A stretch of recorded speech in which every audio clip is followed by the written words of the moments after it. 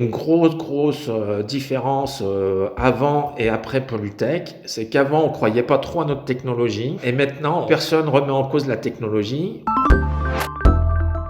On dit qu'on manque de ressources, mais en fait on a des ressources qui sont juste gigantesques, qui sont nos déchets. Toute l'idée de Cyclades, elle part de là.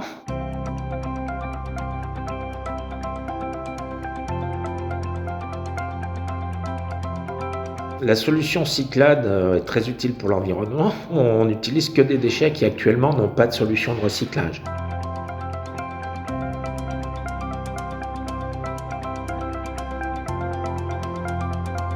On a des bilans environnementaux juste magnifiques et nos produits qui sortent sont en général moins chers que les matières, vierges du marché.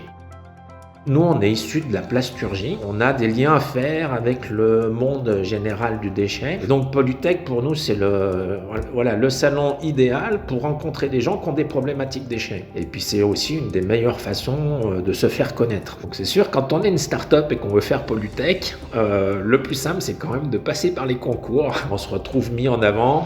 Donc pour nous, c'est évident de faire Polytech.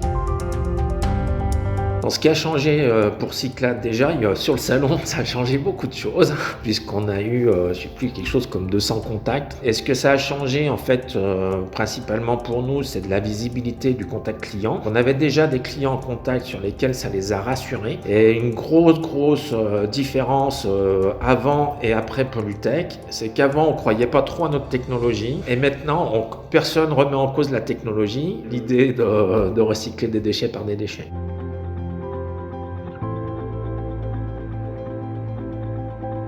On a signé pas mal de contrats avec des grands groupes, avec des éco-organismes sur des sujets très importants. On a un marché qui est juste énorme, hein. Bien sûr, on répondra pas à tout le marché, on est une solution parmi d'autres, mais une solution en fait qui peut aussi être un complémentaire à ce qui existe à l'heure actuelle. Et je pense que le futur, c'est qu'on soit des centaines de solutions comme nous. Si on veut affronter le réchauffement climatique et les enjeux des déchets, il y a des choses à faire.